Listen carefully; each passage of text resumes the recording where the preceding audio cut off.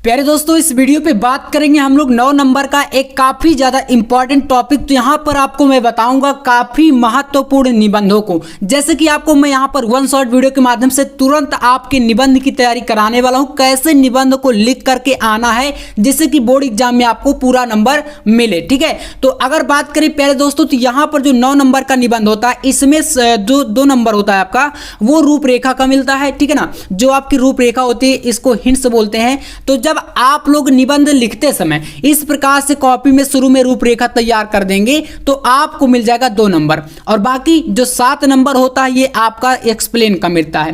यानी कि जो आप इतनी हेडिंग बनाए हैं इनका आप जो एक्सप्लेन कैसे करते हैं इसका आपको मिलेगा पूरा 7 नंबर। ठीक है ना, तो चलिए शुरू करते हैं, ज्यादा टाइम वेस्ट नहीं करेंगे, बहुत ही मजेदार वीडियो होने वाला है और आप लोग इस वीडियो से पूरा 9 नंबर आपका पक्का हो जाएगा। यहां पर सबसे पहले जैसे हम लोग इस पर बात करेंगे आतंकवाद की समस्या एवं समाधान पर। आतंकवाद पर निबंध बहुत ज्यादा इंपॉर्टेंट है, तो यहां पर चलिए आप लोग कैसे लिखेंगे। सबसे पहले देखिए, प्रस्तावना हो गया, आतंकवाद के कारण और उद्देश्य हो गए, भारत में आतंकवाद हो गया, आतंकवाद के अंत के उपाय और उपसंहार। चलिए प्रस्तावना देखते हैं कैसे लिखेंगे हम लोग कि आतंकवाद पूर्णतः अनर्थकारी होते हुए भी अर्थ से भारी कद का है, जिसे क्षेत्रवाद, जातिवाद, मजहबवाद और संप्रदायवाद का बढ़ावा कहा जा सकता है। तात्पर्य यह है कि इन सभी वादों का विभत्स रूप आतंकवाद है। वस्तुतः आतंकवाद एक ऐसी पशु प्रवृत्ति है जिसकी ना कोई जाति है, ना धर्म है और ना ही समाज है और ना ही कोई राष्ट्र है, जिसमें राष्ट्रद्रोह के प्रति राग और देशभक्ति के प्रति द्वेष भाव मुख्य रूप से रहता है। ठीक है, ये आपका इसका हो जाएगा प्रस्तावना। अब इसके बाद आपको दूसरा हेडिंग देखिए, लिखना है आतंकवाद के कारण और उद्देश्य। देखिएगा यहां पर लिखेंगे आतंकवादी व्यक्ति मात्र एक माध्यम होता है, उसके हाथ और हथियार किसी दूसरे व्यक्ति के होते हैं। आतंकवादी तो लक्ष्यहीन होता है, उसे दिशा भी दूसरा व्यक्ति ही बताता है। अंतरराष्ट्रीय प्रगति की दौड़ में प्रत्येक राष्ट्र एक दूसरे के प्रगति पथ पर पत्थर रखना चाहता है। आतंकवाद भी एक पत्थर ही है जो जाति, धर्म, भाषा तथा क्षेत्र आदि को माध्यम बनाकर प्रगति भी पथ पर जो है गतिरोधक बना हुआ है। तो ये इसके 2 हेडिंग हमने देखिए बता दिया। अब इसके बाद हम बात करेंगे भारत में आतंकवाद के ऊपर। ठीक है, देखिएगा भारत में आतंकवाद किस प्रकार से है, तो भारत में आतंक की आग से सर्वाधिक पीड़ित देश जो है भारत है। यह हालत यहां तक आ पहुंची है कि 13 दिसंबर 2001 को हमारी संसद पर भी हमला हो चुका है, और जिसमें पाकिस्तानी खुफिया एजेंसी, जैसे कि हमारे इंडिया की बात करें तो हमारे इंडिया में एक खुफिया एजेंसी है RWA। इसी प्रकार से पाकिस्तान की जो खुफिया एजेंसी यानी कि जो गुप्तचर विभाग है उसका नाम है ISI। तो इसके जो है हाथ होने की पुष्टि की गई थी, और ऐसा ही हमला जम्मू कश्मीर विधानसभा पर भी हो चुका है। हमारे भारत में आतंकवाद का सिर दिनों दिन उठता जा रहा है, और कश्मीर की स्थिति ऐसी है कि वह अपनी व्यथा कथा को सुना नहीं पा रहा। ये तीसरी हेडिंग हो गई। चौथा हेडिंग लिखना है आपको आतंकवाद के अंत के उपाय। देखिए कैसे लिखेंगे, तो आतंकवाद के लिए अंत के लिए हमें युद्ध स्तर पर जूझना पड़ेगा। आज सद्भावना के प्रचार प्रसार की आवश्यकता है। युवा पीढ़ी जो भटकाव के रास्ते पर है उन्हें विश्वास में लिया जाए और उनमें देशभक्ति की भावना का प्रचार प्रसार किया जाए। आतंकवादियों से किसी प्रकार का समझौता राष्ट्र के लिए घातक सिद्ध होगा, और उन्हें देशद्रोह के आरोप में मृत्युदंड दे दिया जाए, और यहां पर प्रशासन को जो है चुस्त दुरुस्त बनाया जाए। अंतरराष्ट्रीय स्तर पर आतंक को बढ़ावा देने वाले राष्ट्रों के विरुद्ध संघर्ष किया जाए, उनसे किसी भी प्रकार का संबंध ना रखा जाए। इसके बाद लास्ट हेडिंग आपको लिखना है उपसंहार। देखिए कैसे लिखेंगे हम लोग यहां पर, तो लिखेंगे आप लोग उपसंहार यानी कि जो कंक्लूजन होता है, तो लिखेंगे आतंकवाद और भारत क्रमशः मृत्यु और जीवन जैसे एक दूसरे के सामने खड़े हैं, अतः प्रत्येक जनता का उत्तरदायित्व है कि वह इसको समाप्त करने के लिए अंत तक संघर्ष करे।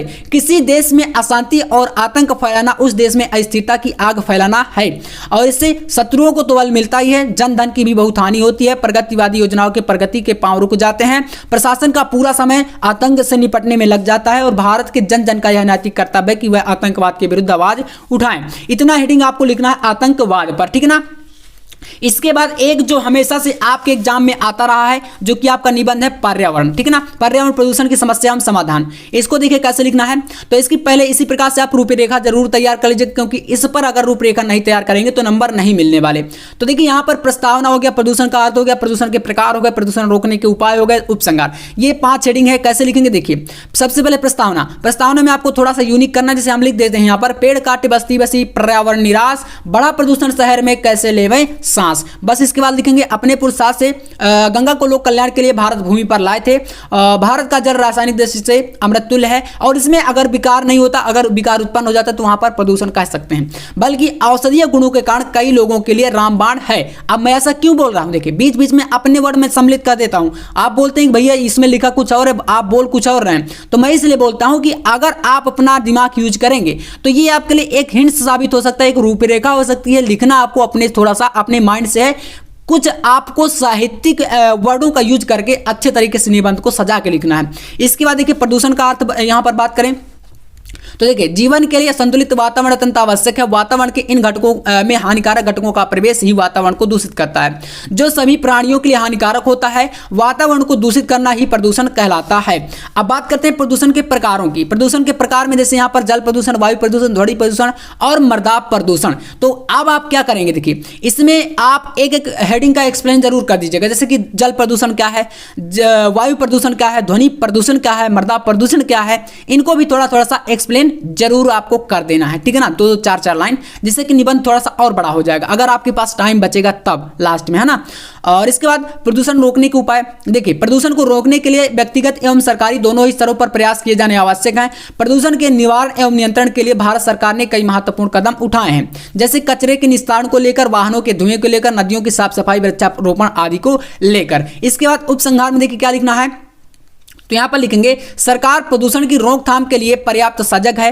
पर्यावरण के प्रति जागरूकता से ही हम और अधिक अच्छा एवं स्वस्थ जीवन जी सकेंगे और आने वाली पीढ़ियों को प्रदूषण के अभिशाप से मुक्त बना सकेंगे। ये आपका इसका हो जाएगा पर्यावरण का निबंध। इसके बाद एक निबंध आपको तैयार कर लेना है चंद्रयान 3 पर। देखिए कैसे लिख के आएंगे बोर्ड एग्जाम में, चंद्रयान 3 पर निबंध बहुत ज्यादा इंपॉर्टेंट है ये, ठीक है ना। देखिए कैसे लिखेंगे, अंतरिक्ष में गूंज उठे हम चंद्रयान का गान लिए, चांद तिरंगे रंग में रंगा, एक पहचान लिए, मेरे भारत के वैज्ञानिक तुम गौरव हो भारत का, ऊंचा माथा लिए खड़े हम, सच्चा एक अभिमान लिए। इसको आप अच्छे से याद कर सकते हैं, अभी थोड़ा सा टाइम है, स्क्रीनशॉट ले लीजिए और याद कर लीजिए, और अगर नहीं बनता तो कोई दिक्कत नहीं, आप सीधे प्रस्तावना से शुरुआत कर सकते हैं। इसकी प्रस्तावना में देखिए क्या लिखेंगे, तो लिखेंगे हम लोग कि चंद्रयान 3 भारत की ओर से चलाया गया एक महत्वपूर्ण अंतरिक्ष मिशन है और इस मिशन के माध्यम से भारतीय अंतरिक्ष अनुसंधान संगठन जो कि इसरो है, ठीक है नाम, इंडियन स्पेस रिसर्च ऑर्गेनाइजेशन इसका फुल फॉर्म होता है। इसरो चंद्रमा की सतह से जुड़ी सारी जानकारी प्राप्त करना इसका एक मुख्य मिशन था चंद्रयान 3 का, ठीक है ना। इससे पहले चंद्रयान 1, चंद्रयान 2 भी लॉन्च हुए, जिसमें चंद्रयान 2 असफल रहा था 2019 में, आपको याद कर लेना है। इसके बाद देखिए चंद्रयान 3 क्या है बताइए, तो चंद्रयान 3 भारतीय अंतरिक्ष अनुसंधान संगठन इसरो द्वारा चलाया गया एक मिशन है और इस मिशन के माध्यम से भारतीय अंतरिक्ष अनुसंधान संगठन ने 14 जुलाई 2023 को चंद्रयान 3 लॉन्च किया था। यह डेट आप याद कर लीजिएगा। यह चंद्रमा की दक्षिणी ध्रुव सतह पर उतरेगा या उतरा था। अब देखिए इसको भाषा थोड़ा सा बदल के लिखना, मतलब 2000 मतलब कि कब उतरा था, तो यह चंद्रमा की सतह पर जो है सफलतापूर्वक दक्षिणी ध्रुव पर इसका उतारना ही एक मुख्य उद्देश्य, अपनी भाषा में कन्वर्ट करके लिख लीजिएगा, ठीक है ना। मैं यहाँ पर आपको ये एक तरीका बता रहा हूँ। एवं चंद्रमा से जुड़ी सारी जानकारी अंतरिक्ष के साथ साझा करेगा। इसे भारत के सतीश धवन अंतरिक्ष श्रीहरिकोटा से लॉन्च किया गया था, ठीक है ना। इसके बाद यहां पर आप डालेंगे कि इसकी विशेषताएं क्या थी। देखिए चंद्रयान 3 चांद की सतह पर जाने की कोशिश करने वाला भारत का यह तीसरा मिशन था। मैंने बताया ना कि इससे पहले चंद्रयान 1, 2 लॉन्च हो चुके हैं, तो तीसरा मिशन था। इस मिशन के अंतर्गत चंद्रयान 3 चांद की सतह पर उतरकर वैज्ञानिक प्रयोगों को पूरा करेगा। चंद्रयान 3 में इस बार इसमें सभी यंत्र शामिल किए गए जो कि चंद्रमा से जुड़ी हर छोटी जानकारी को इसरो के साथ साझा करेंगे, है ना, या करते। तो अब देखिए सफल हो चुका है। इससे पहले आपको क्या लिखना चाहिए, और जब सफल हो चुका है तो अपनी भाषा कन्वर्ट करके कैसे लिखना है, ये चीज आप समझते हैं भली भांति, आप 12th के स्टूडेंट हैं, ठीक है। इसके बाद देखिए चंद्रयान 3 से भारत को होने वाले लाभ क्या हैं, तो देखिए यहां पर लिखेंगे दक्षिणी ध्रुव पर उतरने वाला पहला देश बन गया भारत हमारा, ठीक है ना। 23 अगस्त को दक्षिणी ध्रुव पर सॉफ्ट लैंडिंग हुई थी और अब तक ऐसा कोई भी देश नहीं कर पाया, तो ये एक गौरव की बात है। इससे हमें काफी ज्यादा यही लाभ होता है कि हमारा देश जो है थोड़ा सा उन्नति कर रहा है, ठीक है ना। तो ये आपके लिए गर्व की बात हो सकती है और इससे ज्यादा लाभ क्या हो सकता है। निष्कर्ष की बात करें तो देखिए निष्कर्ष में आप लिखेंगे यहां पर, या उपसंहार बोल सकते हैं, इसरो द्वारा तीसरी बार चांद पर जाने की कोशिश की गई। पहली बार चांद पर जाने की कोशिश सफल रही थी, जो कि दूसरी बार जो चंद्रयान 2 था 2019 में जब लॉन्च किया गया था, ये पूरी तरह से असफल रहा था, ठीक है ना, तकनीकी खराबियों के कारण। तो इस प्रकार से आप लिखेंगे और एक निबंध आपको तैयार कर लेना है बेरोजगारी के ऊपर, ठीक है ना। देखिए बेरोजगारी में कैसे लिखना है, यहाँ पर इसकी भी रूपरेखा आप तैयार करेंगे। प्रस्तावना, बेरोजगारी का अर्थ, बेरोजगारी की समस्या और इसका उपसंहार। प्रस्तावना की बात करें, देखिए कहावत है कि बेकार आदमी का दिमाग शैतान का घर होता है। बेरोजगारी की समस्या हमारे देश की एक प्रमुख समस्या है। आजकल पढ़े लिखे युवक भी बेरोजगारी के कारण परेशान है, क्योंकि लोगों ने अपना परंपरागत जातीय व्यवसाय छोड़ दिए हैं और सब लोग अपने अपने लिए नौकरियों की तलाश में, सबको गवर्नमेंट जॉब ही चाहिए। तो ये एक बहुत ही बड़ा कारण है बेरोजगारी का। बेरोजगारी का अर्थ बात करें तो बेरोजगारी एक ऐसी स्थिति को कहते हैं जब कोई योग्य काम या किसी व्यक्ति द्वारा सक्रियता से रोजगार की तलाश किए जाने के बावजूद जब उसे कोई काम नहीं मिल पाता, या यह अवस्था बेरोजगारी कहलाती है। ठीक है ना। बेरोजगारी का क्या अर्थ है समझ गए। जबकि बालक, वृद्ध, रोगी अथवा अपंग व्यक्तियों को बेरोजगार नहीं कहा जा सकता, क्योंकि वो काम करने के लायक है ही नहीं। अब बात करते हैं बेरोजगारी की समस्या का समाधान कैसे हो सकता है। जनसंख्या वृद्धि पर नियंत्रण लगाया जाए, है ना। बहुत ज्यादा जनसंख्या नहीं होगी तो रोजगार मिलेगा। कुटीर उद्योगों का विकास किया जाए, औद्योगिक विकास किया जाए, सहकारी खेती करके आदि कई सारी तकनीकों से या तरीकों से बेरोजगारी की समस्या का समाधान किया जा सकता है। इसके बाद देखिए इसका उपसंहार कैसे लिखेंगे। तो उपसंहार में आपको लिखना है कि हमारे देश की सरकार बेरोजगारी की समस्या के समाधान के लिए प्रयत्नशील है। इस दिशा में अनेकों कदम उठाए हैं और उठाए जा भी रहे हैं। आपको ऐसा भी लिख देना है, हमारे देश में जो संसाधन उपलब्ध है इसका उपयोग करके बेरोजगारी के जो है संसाधन को खोजा जा सकता है।